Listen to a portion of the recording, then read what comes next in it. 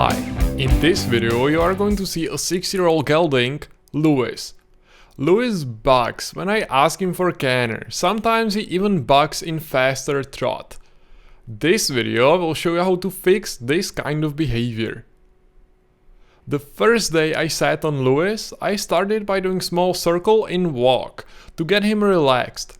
Riding on a small circle gives you a chance to discover how well your horse reacts and goes away from the pressure when you pull your reins.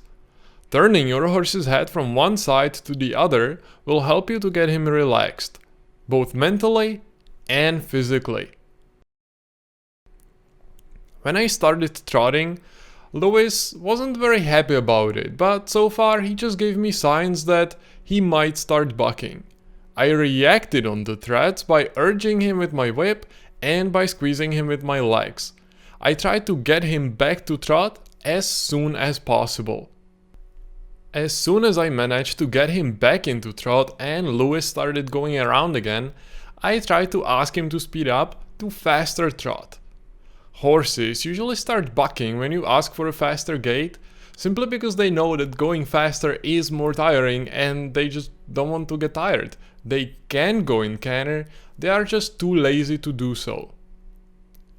First step towards fixing bucking when you ask your horse for canter is getting him to trot willingly in faster trot.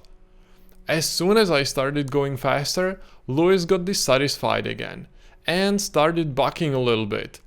React immediately, and every time your horse bucks, correct him by urging him to go faster by squeezing him with your legs, and I also like to use a whip together with the pressure of my legs. As soon as my horse stops bucking and reacts on my pressure by willingly moving forward, I stop urging him. When I asked Lewis for canter, he again tried to avoid it by stopping and bucking a little bit. When this happens, the most important thing, of course after staying in the saddle and not falling down, is to keep urging him by squeezing him with your legs and using your whip.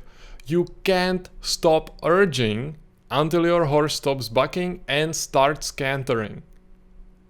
Lewis went into right lead canter on a left turning circle, which is wrong, but that doesn't matter at the moment. Now I just want him to canter on a circle. I correct him by urging him to go forward every time he shows signs that he might start bucking or tries to slow down by himself.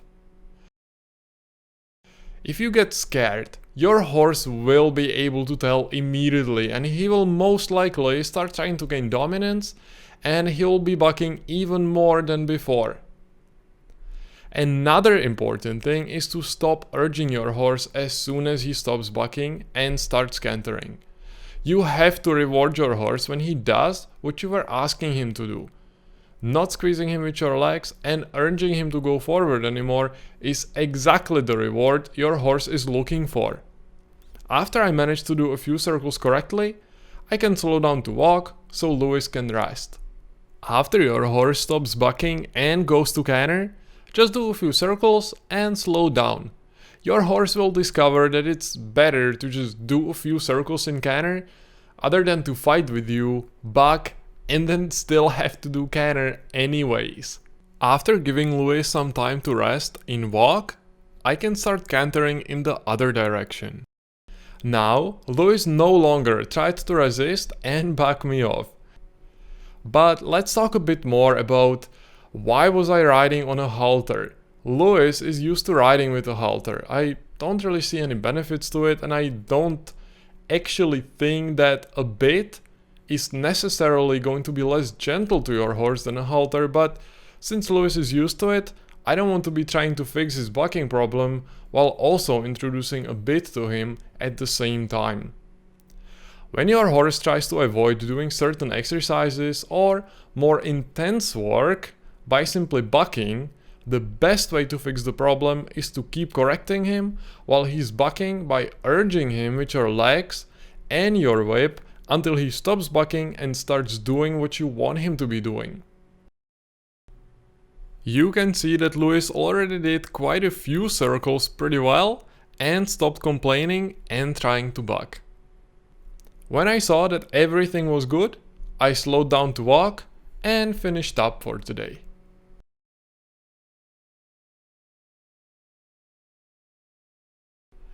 I started the next training day same way as the first one, by doing small circles to get my horse relaxed and improve the way he reacts on the pressure when I pull my reins or squeeze him with my leg. As soon as I asked Lewis for a trot, he wasn't very happy about it and showed that he's annoyed and that he might buck. However, today, much less than he did the day before.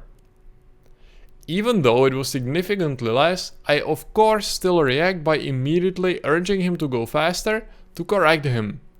As soon as he stops, I stop urging him. I continued working with him for around 7 to 8 minutes on a big and small circles. I kept practicing speeding up and slowing down in trot.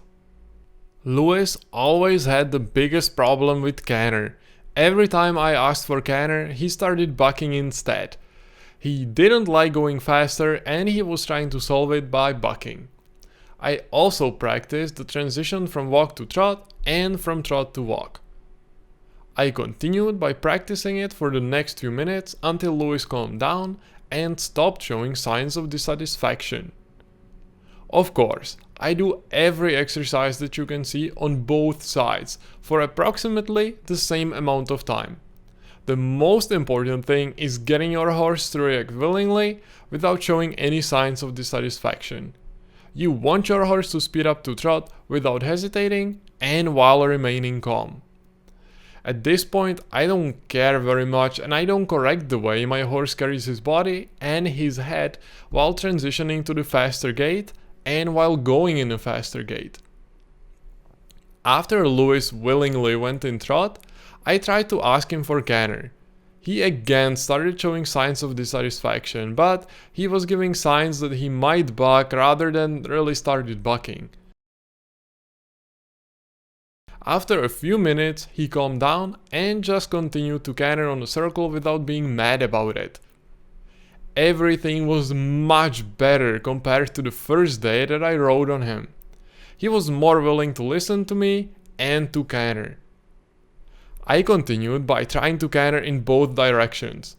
Every time Lewis just started cantering and did at least 1 or 2 circles without complaining, I slowed down to walk, gave him a little break, and then repeated the whole thing. It's important to repeat the exercise after your horse starts doing it well, so he gets used to doing it well without getting stressed about it. How long I'm going to spend practicing the exercise completely depends on the horse and his current shape and abilities.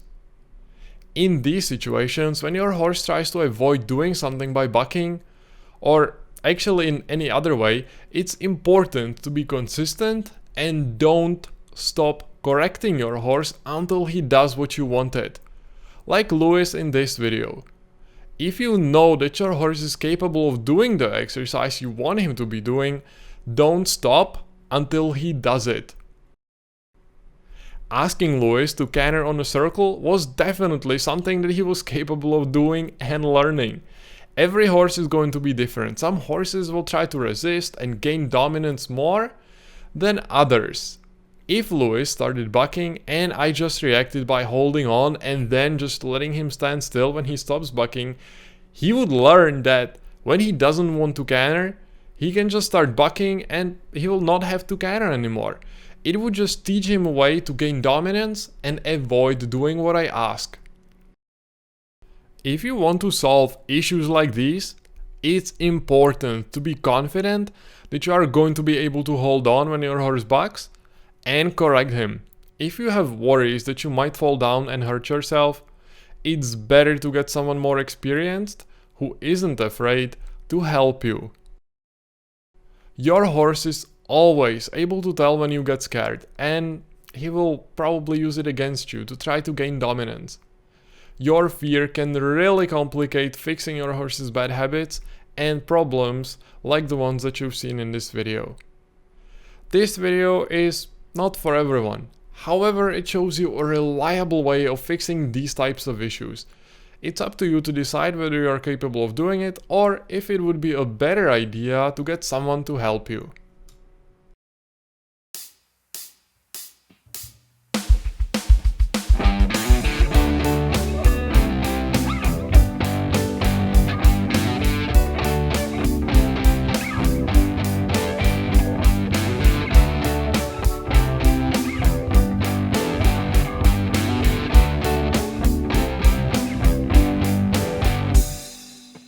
Thank you for watching. If you enjoyed the video, don't forget to like it and share it on Facebook.